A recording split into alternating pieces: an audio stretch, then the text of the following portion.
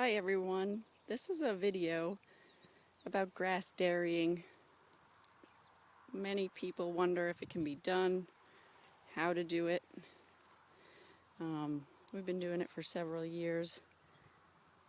Here's our place. We got the cows coming out after milking just now. But I thought I would show some of our better paddocks, which is really where we would want to get to on the whole farm, obviously.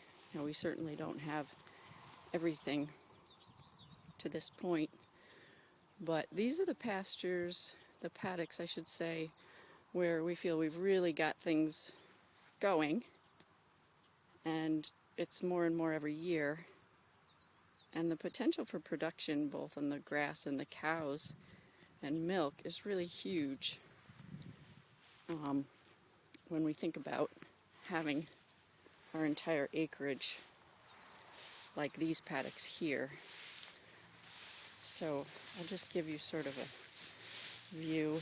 We've got red clover, lots of grasses, some white clover.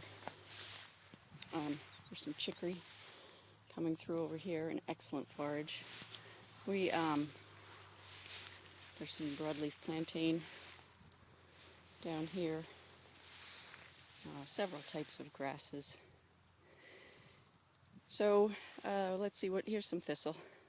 Cows don't eat that, but sometimes they pick at it when it's young. We don't clip the paddocks. You can see that this paddock is pretty uniform with the exception of the thistles. And that's because the regrowth of the grazed material from the last times that the cattle have been through here has actually caught up to the stuff that was refused. Also wanted to note that there are no manure pats in this paddock. Now we are in the end of July. This is the 4th rotation, I think, through this paddock.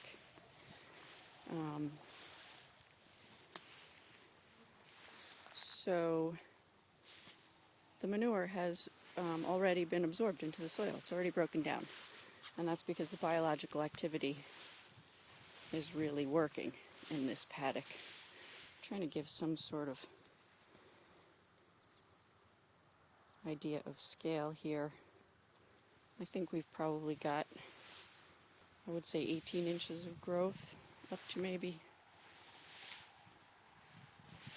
more than that, 24 inches of growth. I'm such a terrible judge of. A little bit of burdock here. You can see it's obviously been grazed previously. See if they get it this time. And there again are the thistles, and the cattle eat around them and walk around them. What we've found is that even though they'll sort of get out of control this year, next year they won't be here. They just can't compete with the grasses and the clovers. So here come the cattle out of the barn. Take a little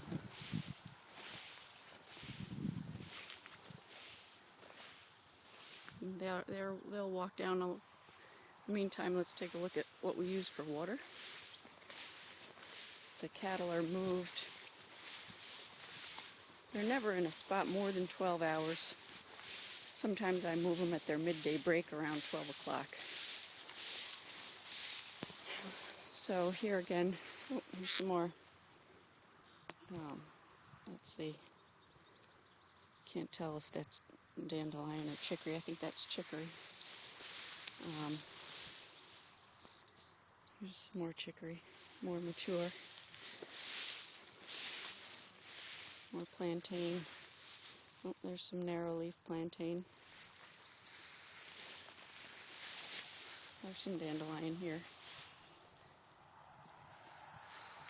So this is a little patch of white clover. Pretty tall, I would say. It's almost up to my elbow. Okay.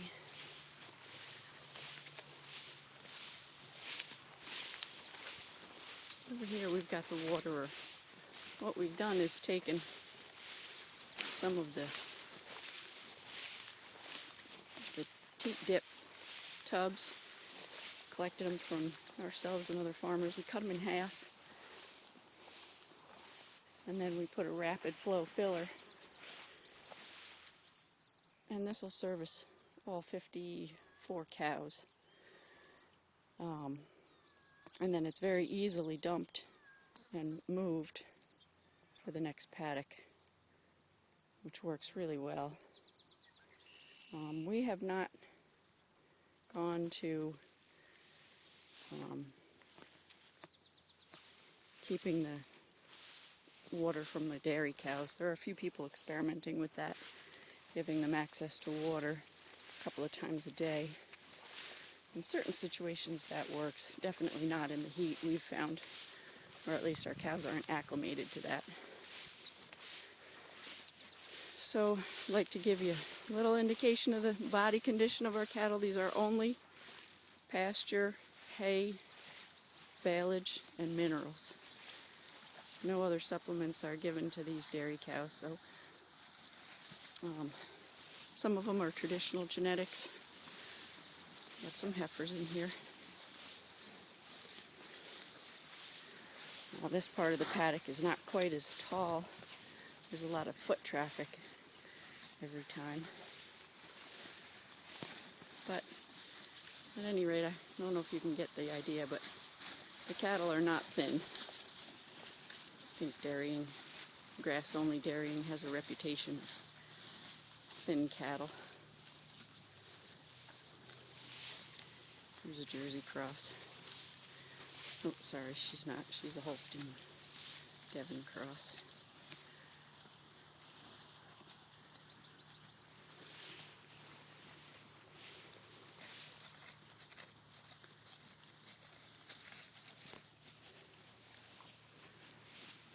So,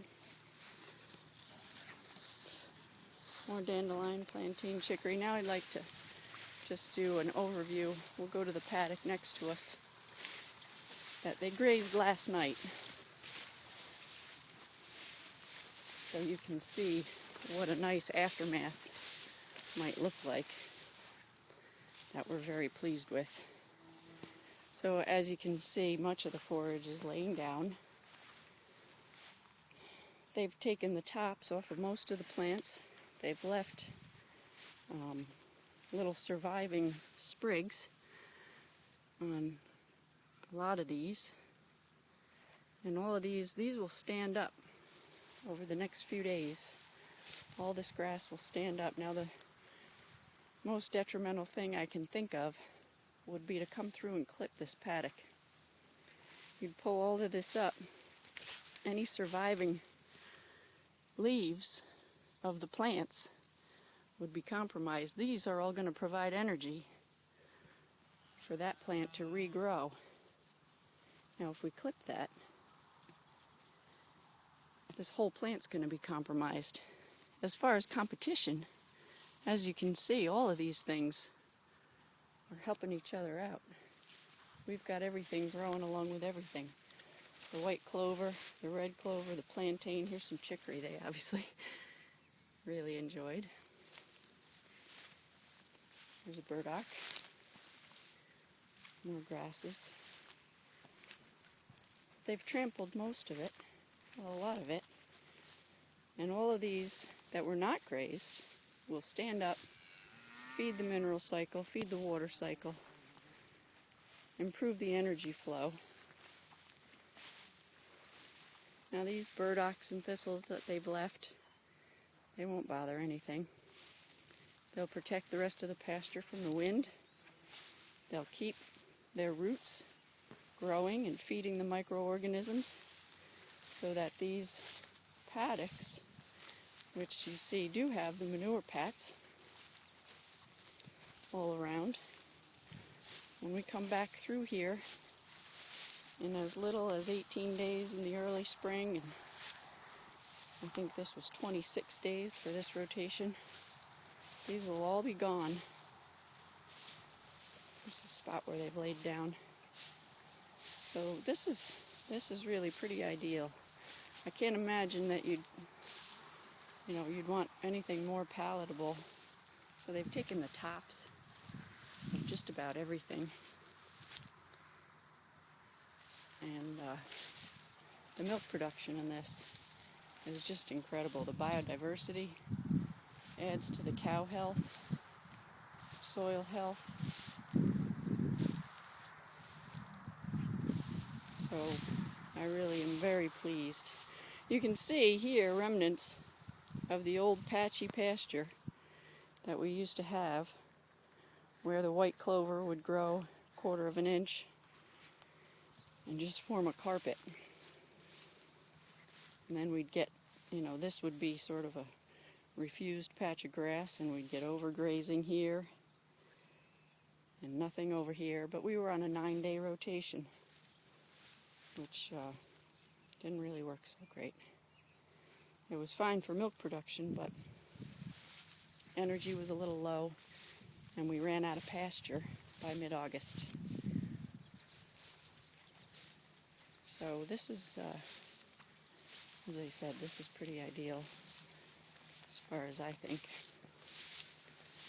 for an outcome, a post-grazing outcome. And we'll just go back one more time and take a look at what this paddock looked like. We'll go to the one next to it. You can get an idea of what this paddock looked like before we grazed it. Here's some more chicory, white clover. Oh, here's some lamb's quarter we've eaten the tops of. Some things they left, which is good. Gives these plants an opportunity to reproduce. And once in a while they leave something with a seed head. Now these grasses will have an opportunity for those seeds to fall down, and when the cattle come through next time, they'll push that into the ground.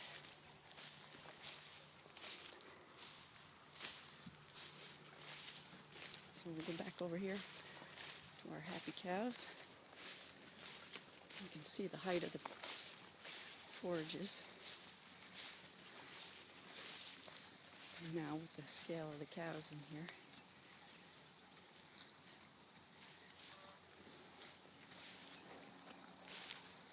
Very, very happy cows. They'll come in with plenty of milk tonight.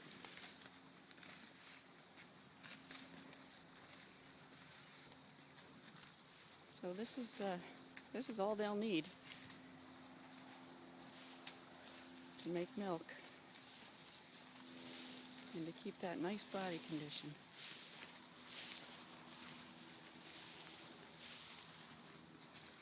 Very happy cows.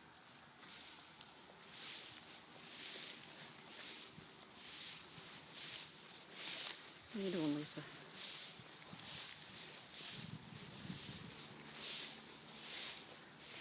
So, that other paddock, this one will look like that one by the time we're done.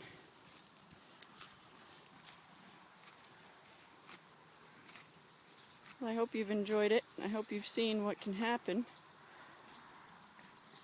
I'll tell you again, this isn't the case on all of our pastures, but a little at a time, more and more of them look like this. We're pretty excited. If we had the whole farm working this way, I think we would be able to graze year round, if not close to it.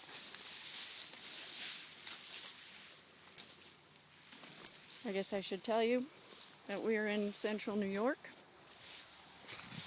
so we do have some pretty heavy-duty winters. But every day that we extend our grazing season, we save hundreds on winter feed costs. The amount of baleage to feed this crew, or any other feedstuffs, grain for that matter, is very costly. So every day that they stay healthy and make milk like this, there's huge savings. So we're pretty excited. Okay, thanks everyone. That's all. See you next time.